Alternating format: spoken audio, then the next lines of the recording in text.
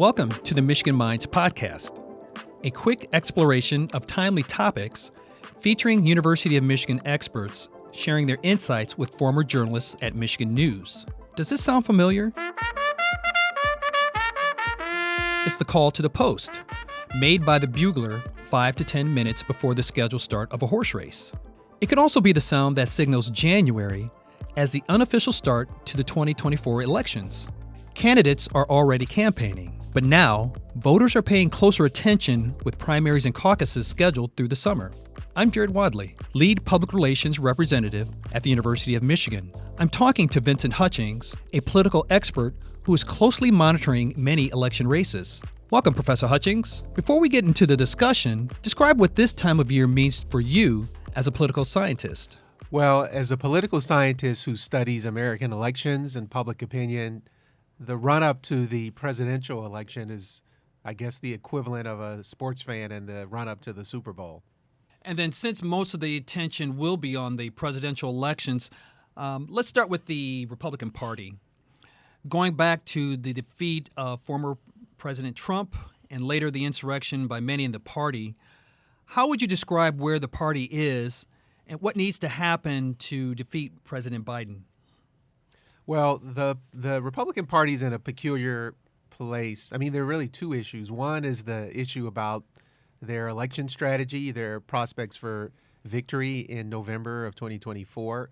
And the other is about where they stand with respect to democracy. So I don't want to have this conversation without 2024 is not going to be a normal presidential contest because the leading candidate for the election has essentially renounced the concept of democracy. And this is not me being critical of conservative ideology or Republican platforms writ large, but I am absolutely calling attention to the fact that the Republican Party, or at least many of its leaders, including the leading candidate for the presidential nomination, has seemingly renounced democracy, the principles of democracy, the norms of democracy. So I would be remiss if I discuss this issue, the perfectly reasonable question you put on the table about what are the prospects for the party, the Republican Party, regaining the White House, without noting that the leading standard bearer for that party has, among other things, called journalists the enemies of the people, has disrupted the peaceful transfer of power from in 2021 with the inauguration of Joe Biden, has continued to falsely claim that his defeat in 2020 was somehow fraudulent. These are not normal times. So in answer to your question, what is the status of the Republican Party? It is, at least at its leadership level and among many of its supporters, it's actually quite disturbing. So in reference to Trump seeming to be the likely nominee, he is faced in a tricky situation in terms of his legal challenges. How do you think those legal situations will play out for Trump, and could it help him with voters who think he's getting a raw deal? Yeah, it seems unlikely that it will help him. There's certainly now the extent to which he has been hurt is surprisingly minimal. As we've seen, he's holding at least his own against the current occupant of the White House, President Biden, and in some polls he's leading President Biden. But at this point, it seems to me that any portion of the broader electorate who is inclined to be drawn to the Trump candidacy because they think he's somehow being persecuted, that's probably already maxed out. Mm-hmm. Indeed, if he is convicted, as seems likely in at least one of the 4 jurisdictions where he is under felony charges, it can't but hurt him, if only at the margins. Now, somewhat related, there are still other Republican candidates who believe they would make a better choice to lead the party, but that doesn't seem likely. Who then would make for a good choice for a vice presidential pick, and why? Well, in some respects, that's 2 questions. So the first is whether it seems likely that someone else will gain the nomination. And certainly at this stage, that does not seem as if it is likely to happen, given the dominant status of the former president in the polls. However, we've never seen a situation like this before. I just made a brief allusion to the fact that the current president, the former president, is under indictment in 4 jurisdictions, including for espionage. If he, and at least one, if not 2 or more of those impending trials are likely to be concluded before the vote in November of 2024. I mention all that just to say that it could. Is it going to shake up the Republican primary process? It might. I don't know, because we've never had a president who, a presidential candidate or a former president who's faced this kind of situation. So, in answer to the first part of the question, which is in part, what are the likelihood of the other candidates gaining the nomination? In a normal year, it would be close to nil. But of course, this is not a normal year, a normal election season. That's maybe the theme of my comments in this podcast. And so I don't know.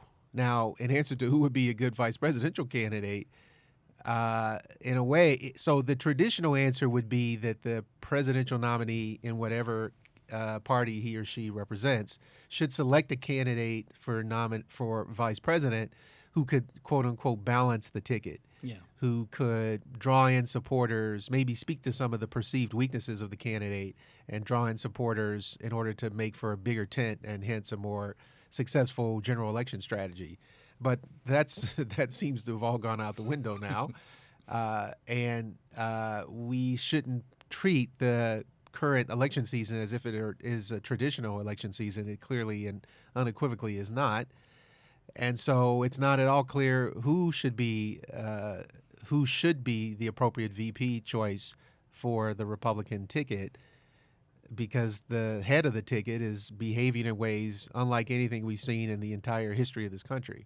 Would there be any, I don't know if this has happened historically, where the party decides not to put a leading candidate at the top of the ticket? Could the party maybe put somebody else of their choice, despite Trump maybe winning in the primaries and caucuses? Has there ever been any situations similar to that, or would even the party think it's too risky to have Trump lead the ticket? Why don't we put candidate X into that spot? Yeah, that's a great question. And the short answer is it's never happened, and certainly not in the modern era, and maybe never. Of course, in the modern era, it's now routine for the primary voters to select the nominee. In previous eras, that was not the case. The modern primary system begins in the 1970s.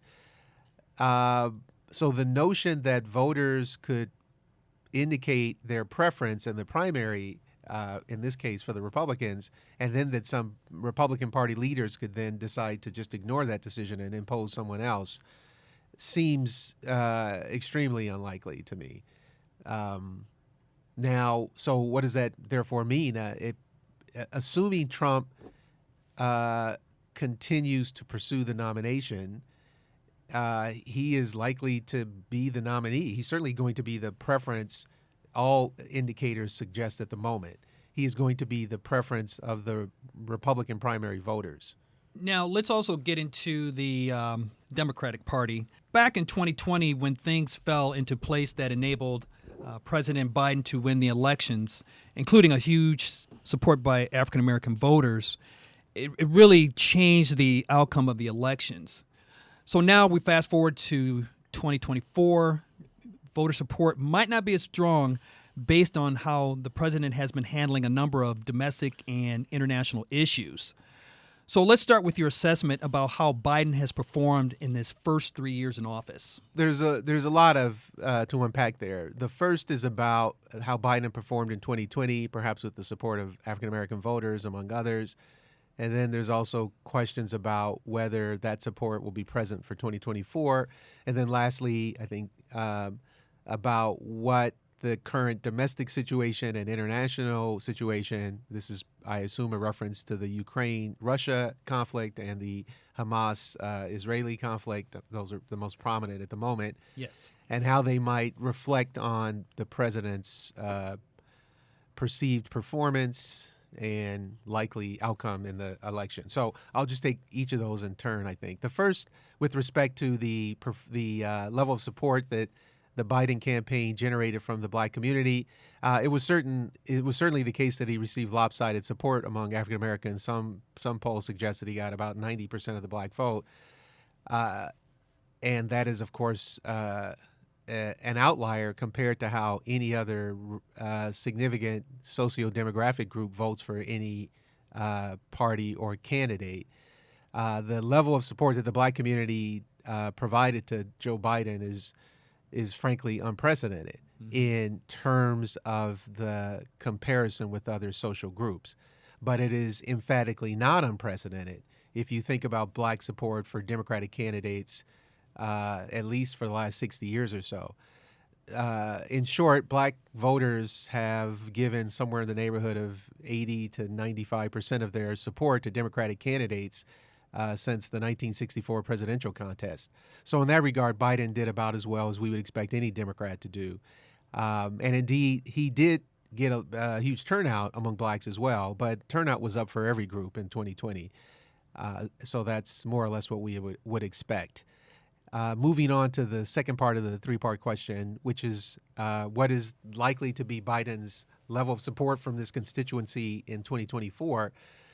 Well, it's always hard to predict the future, but our best metric for predicting the future would be the past. And as I've just indicated, African Americans have been the most easily and without really any peer, the most loyal Democratic constituency for the last 60 plus years. Consequently, barring a catastrophe, my expectation is that African Americans are going to continue to be that loyal constituency in 2024, meaning that they'll provide somewhere in the neighborhood of 85 to 95% support for the Democratic candidate. The real question is about turnout. Are they likely to turn out at the same level as 2020? I mean, 2020, we were all, of course, as we can all remember, we were all hunkered down in the shutdown. We were in the aftermath of the protests involving the torture and murder of George Floyd. And so it was an unusual time. There was a lot of, mail-in voting, some of which has been curtailed in a number of states. So it's hard to know if turnout will be as elevated in 2024 as it was in 2020, either for the black community or any other constituency. That remains to be seen. It may be difficult to replicate that. And it's also worth noting, it's fair to say that there is some, I don't know if I call it buyer's remorse, but there is a certainly diminished enthusiasm for the Biden candidacy among many Democratic constituencies, including African Americans. That diminished enthusiasm, as I've indicated, is unlikely to manifest in a groundswell of support for the Republican candidate, but it could manifest in lower levels of turnout. That's possible. And to some degree, this applies in lesser fashion to other racialized minorities. For the last 25 or so years, all racial minority groups have aligned themselves with the Democratic Party. None of them to the same degree as African Americans, but most of them in levels that we can describe as like a 2-to-1 margin. That's probably going to be the same in 2024. There is some inkling of an indication that Hispanic voters are moving not so much toward the Republican Party, but they're less enthusiastic for the Democratic Party. Whether that is a blip, whether or not they will continue in 2024 is an open question. And then finally, how are contemporary issues, domestic and international, likely to influence the Biden candidacy in 2024? That's somewhat of a mixed bag. So on the one hand, we have legitimate concerns about the economy, legitimate in the sense that there, at least until recently, was a spike, a non-trivial spike in inflation that can really bite hard on working class Americans. But on the other hand, there's been really substantially low levels of unemployment for a sustained period of time. Indeed, cutting to the chase, by most metrics, the economy is about as good now as it's ever been. So it's hard to, and particularly given how much of a crater the economy fell into in the during the shutdown. So it's hard to argue on objective terms that the economy is not doing very well. Certainly, economists would say that. And the real kind of perplexing notion is that many Americans don't seem to think that it's doing well. So this is the mixed bag part. Is the economy doing well? Objectively, apparently, yes. Do Americans think that the economy is doing well? Subjectively, they appear not to. But are Americans buying things as if they believe the economy is doing well? That actually appears to be true. So they're behaving in one way, they're expressing their opinions in surveys in another way. So it's hard to know domestically how that's going to translate in 2024. If this were a normal year, and again, the theme of my comments throughout the broadcast is that this will not be a normal election season. But if it were, we would say the incumbent should be in pretty good shape because the economy is doing well. Unemployment is low, inflation is down. There are still non-trivial issues that Americans are facing domestically in terms of housing shortage, housing insecurity, the student loan debt, et cetera. Things are not rosy on every dimension, but on most of the major dimensions, they look better than they usually do. Yeah. Now, internationally, the conflict, particularly in the case of the Israeli-Hamas conflict, that is something that is somewhat troubling and potentially divisive for the Democratic constituency, because it is pitting elements of that constituency against one another. So just to clarify that point, the Jewish community, as is true for many non-white Americans, is a very loyal element within the Democratic Party and has been for decades. Somewhere around 70 to 75% of Jewish Americans tend to vote Democratic. And so the president's strong support for Israel in the midst of this ongoing conflict is probably a boon for that part of the constituency. But it's also true that many Arab Americans, many Muslim Americans, and many other people of color who view the Palestinian conflict, the Palestinian plight, with a very sympathetic eye. And consequently, they are more inclined in some cases to express sympathy with respect to the Palestinian community as opposed to the Israeli community. That's not globally true. That's not always true, but it's maybe more true for people of color than it would be for other Americans. And so what you have is a division that is emerging in the Democratic coalition over the issue of Israel and the Palestinians, and the White House is coming down clearly in favor of the Israeli camp. That is causing some concern among other elements within the Democratic constituency, which I've already described as extremely loyal. So with all of that, one of the things that I really found interesting, particularly when Biden had indicated that he was going to seek re-election, was that the only reason he's running is to keep Trump from becoming president. And I raised that because I would think that because of his age, a better strategy might have been if Biden and the Democratic Party could have positioned another candidate, maybe perhaps Vice President Harris, to be the presidential nominee. Just kind of give me your thoughts about that, where he's going to try to run for another 4 years, because sometimes in these discussions about candidates, age is a factor. So just talk a little bit about Biden and his comments regarding why he's going to be seeking another term. Yes, I believe you're referring to comments that I think were made at a fundraising event that may have been captured by a live mic, where the president indicated that were the former president not running for re-election, he himself, Biden, might not be seeking re-election. Obviously, this takes place in the context of the current president being the oldest president in American history. Understandably, a lot of Americans have some concerns about the age issue, as we can euphemistically call it. I should hasten to add that there's no obvious evidence that President Biden is somehow not up to the job, at least in any kind of physical or cognitive sense. But it's not obvious that it's impairing his mental faculties are somehow impaired.